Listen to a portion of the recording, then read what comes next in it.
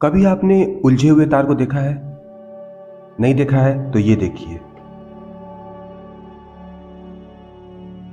देखा? ये तार कैसा उलझा हुआ है? ये जो भी देखेगा उसे बड़ा अजीब सा लगेगा। लेकिन आपको पता है इस उलझे हुए तार से कितने लोगों को इलेक्ट्रिसिटी, कितने लोगों को डाटा इन्फॉर्मेशन मिल रही है? ये शायद आपको पता नहीं है।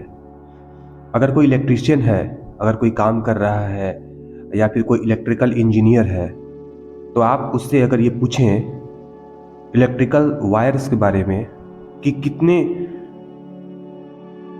कॉम्प्लिकेटेड तरीके से ये तारों का जब बंडल होता है, जब बहुत सारे वायर एक साथ मिलते हैं, तो अच्छे अच्छे लोगों का दिमाग घूम जाता है। तो इसे सही रूप से सजाना, सही रूप से इसे व्यवस्थित करना, हर एक सप्लाई की अलग अलग वायर्स को एक साथ किस प्रकार से उसको मैनेजमेंट करना, ये इलेक्ट्रिकल इंजीनियर या इलेक्ट्रिशियंस या फिर वैसे लोग जो इलेक्ट्रिक के मामले में कुछ जुड़े हुए हैं, उन्हें अच्छे तरीके से इसे पता है। एक बार मुझे भी एक ऐसे जगह से कॉल आया था कि मेरे घर कुछ शॉर्ट सर्किट हो गई है और उसे ठीक करना है। तो मैं थोड़ा इलेक्ट्रिशियन का काम जानता हूँ, वायरिंग का काम जानता हूँ थोड़ा बहुत। तो मैं उनके घर गया। ऐसे मैंने कई घरों में ऐसी सेवाएं दी हैं और इलेक्ट्रिशियन का कार्य किया है और मैंने अपना बेहतर ही दिया है। लेकिन मैं उस व्यक्ति के घर गया, मैं उस व्यक्ति के घर के वायरिंग को समझ नहीं पा रहा था।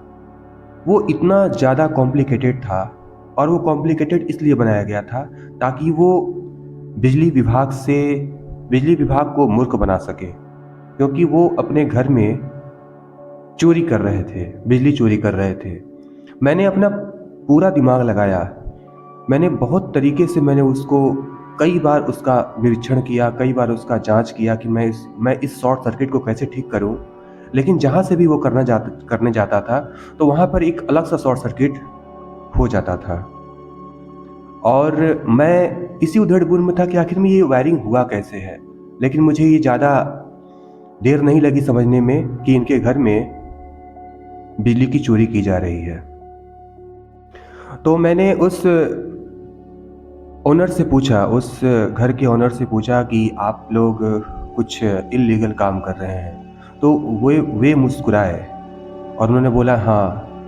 तो मैंने बोला कि जब आप इल्लीगल काम करें तो मुझे क्यों बुलाया? तो उन्होंने कहा कि मुझे एक ऐसा विश्वासी व्यक्ति चाहिए था जो मेरे काम को ठीक से देख सके और इसकी जानकारी भी किसी को दे ना सके। तो मुझे तो पहले बहुत बुरा लगा कि उन्होंने मुझ में ऐसा क्या देखा या फिर उन्होंने क्या सोचा कि मुझे उन्होंने बुलाया। तो मैंने उनसे कहा कि ये तो काम मुझसे हो नहीं पाएगा।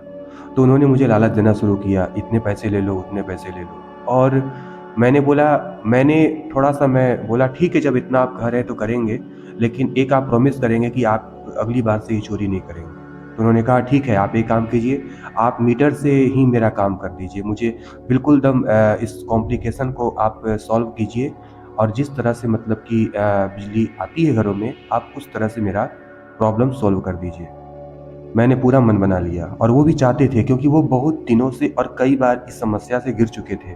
क्योंकि इस कॉम्प्लिकेटेड केस को जिसने ओपन किया था, उसका उसका जो वो बेचारा डेड हो चुका था। वो मतलब कि उसका फाइल बंद हो चुका था हमेशा के लिए। दैट मीन्स वो डेथ हो गया था। तो इसलिए वो किसी मिस्त्री को वो उन्होंने कई इलेक्ट्रिशियंस को बुलाया और वो सॉल्व नहीं कर पाए उनकी प्रॉब्लम को। फिर उन्होंने मुझे भी बुलाया और मैंने भी सॉल्व करने की बहुत कोशिश की।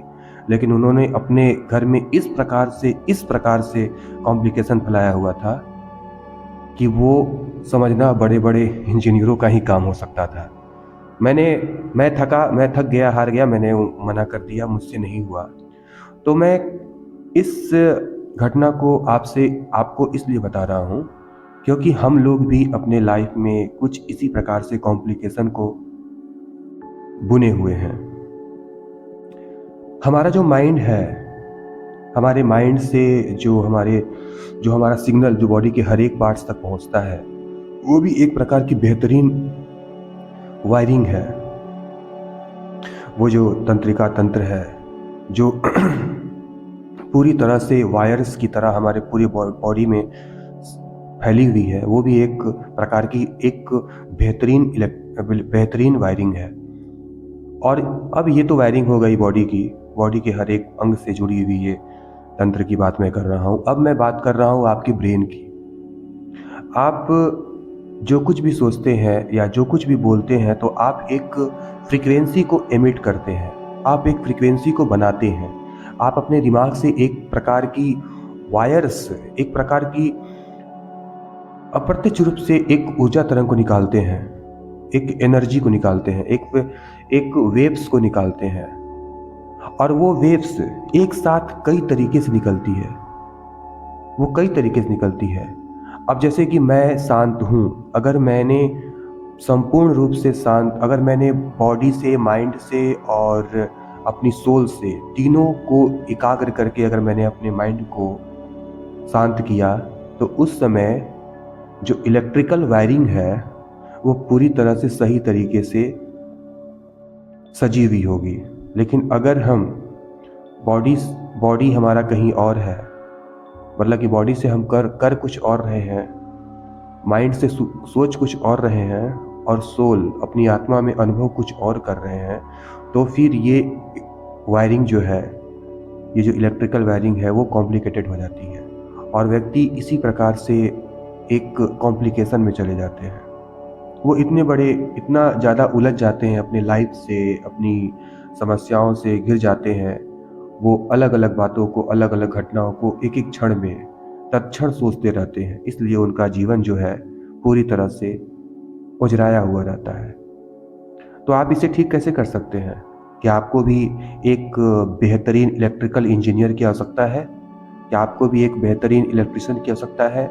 एक ऐसे विद्युतकार की आवश्यकता है जो आपके माइंड को, जो आपके बॉडी के हर एक ऊर्जा तरंगों की जो वायरिंग है उसको ठीक कर सके?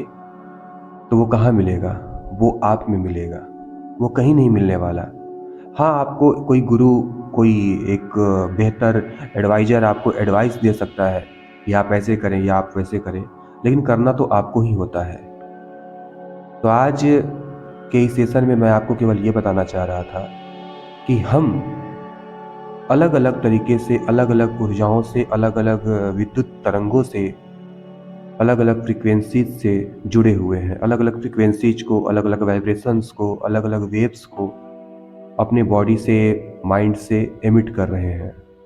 अब हमें उसी एमिटिशन को सही तरीके से एमिट करने की कला सीखनी होगी, और वो कला आप ही सीखेंगे और अपने आप के अनुभव से ही सीखेंगे। कोई भी व्यक्ति जो जानकार है वो केवल आपको मार्ग दिखा सकता है, लेकिन करना तो आपको ही होता है। भौतिकतावाद में अगर आपके घरों में कुछ गड़बड़ी होती है, आपके जीवन में भौतिकतावाद में कोई समस्याएं आती हैं, तो उसको सॉल्व करने के लिए इलेक्ट्रीशियन, साइंटिस्ट, डॉक्टर्स, इंजीनियर्स हैं। लेकिन जब आपके माइंड में कुछ गड़बड़ी होती है, तो उसके लिए साइकियाट्रिस्ट केवल एक सहयोगी मात्र हैं। केवल वो आपको एक कमांड दे सकते हैं, वो आपके लिए एक बेहतर सोच कायम करने की कोशिश कर सकते हैं, लेकिन उसे एब्जॉर्ब करना, उसे स्वीकारना, उसे एक्सेप्ट करना, वो आप पर निर्भर करता है। तो आज के सेशन में इतना ही। अगले सेशन में मैं किसी और टॉपिक पर आपसे बात करूंगा। बाकी आप जो हमारा जो ध्यान सेशन है उसे आप ज़रूर अटेंड करें और उसे देखें, और उसके साथ साथ आप ध्यान करने की कोशिश करें, क्योंकि मैंने हर एक ध्यान सेशन में अपनी ऊर्जा तरंगों को आपसे कनेक्ट करने की एक छोटी सी कोशिश की है, और मैं ऐसा करता हूँ कि आपको इस वाइब्रेशंस की अनुभूति अवश्य होगी। आज तक के लिए धन्यवाद। फिर अगले सेशन में मिलते हैं। नमस्कार। जय भारत, जय विश्व।